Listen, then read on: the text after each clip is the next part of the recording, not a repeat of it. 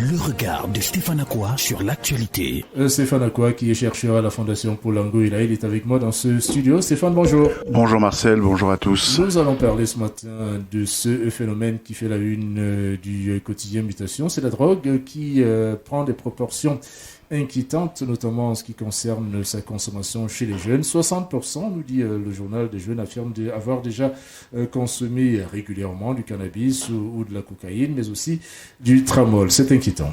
Très inquiétant. Alors, il faut décomposer le problème ou le phénomène.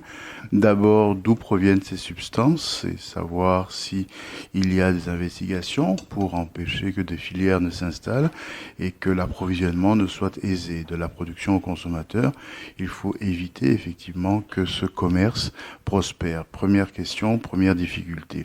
Deuxièmement, c'est bien sûr si c'est un commerce, il y a de l'achat, il y a de la vente de produits, il y a de l'achat de ces produits. La deuxième question est de savoir d'où provient l'argent, où les jeunes trouvent-ils les moyens de se fournir, de s'approvisionner en substances illégales. Là aussi, il y a des possibilités de compréhension, à la fois peut-être l'acheter, en tout cas le fait que les parents ferment les yeux quant à l'argent de poche qu'ils donnent à leurs enfants, pour ceux qui donnent de l'argent de poche à leurs enfants, et ensuite peut-être effectivement il y en a qui par certains moyens, tout aussi illégaux certainement, essayent de trouver les ressources pour pouvoir acheter les substances dont ils ont besoin. Là encore, il y a des moyens et des possibilités de faire en sorte qu'effectivement cela soit contrôlé, peut-être pas éradiqué, mais au moins limité. Mais la troisième question, et qui est la plus importante, c'est de savoir pourquoi ces jeunes se droguent.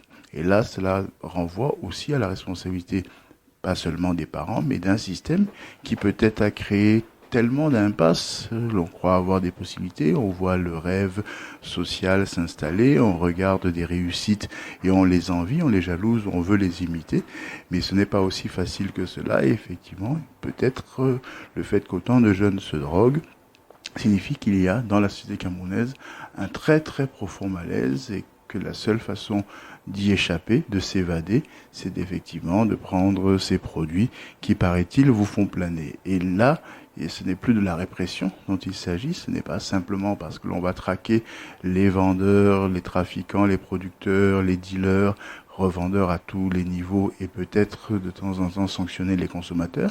Ce n'est pas parce qu'on va se préoccuper des flux financiers.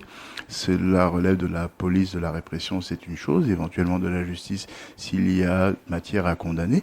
Mais ça nous renvoie, cette troisième question, au problème de notre société qui finalement ne crée pas suffisamment d'ouverture pour que les jeunes aient le sentiment que leur place y est peut-être pas assurée, rien n'est jamais garanti dans la vie, mais au moins y est défini et qu'ils peuvent être jeunes, grandir et s'installer plus tard comme adultes au service du Cameroun. Et en termes de responsabilité, vous avez commencé à les évoquer, la famille, vous l'avez dit, l'école aussi peut-être, et la société dans son ensemble. Je noterai l'école, oui évidemment, mais je pense aussi que l'école, on lui demande de faire beaucoup de choses.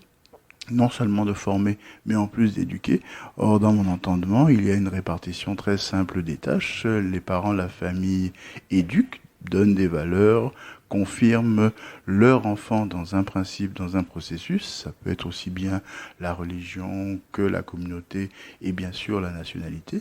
Et l'école, elle, assure ce qui est d'abord nécessaire à la base, savoir lire, écrire et compter. Et ensuite, elle donne les moyens par l'apprentissage d'un métier, elle donne les moyens honnêtes aux uns et aux autres de trouver leur place dans la société. Le chiffre du jour. Le chiffre du jour, on va dire 10. 10, ça fait 10 ans aujourd'hui que le Soudan est indépendant. C'est le plus jeune État sur cette planète, mais c'est aussi l'un des plus en difficulté. Corruption, guerre civile, lutte entre le Premier ministre et le Président de la République qui a fini par effectivement gangréner, pourrir la vie des quelques millions de Sud-Soudanais. C'était un grand espoir à l'époque. La communauté internationale s'était penchée sur ce petit État avec beaucoup d'envie et d'ambition. Et aujourd'hui, Covid s'ajoutant, c'est un triste anniversaire que les Sud-Soudanais vont fêter.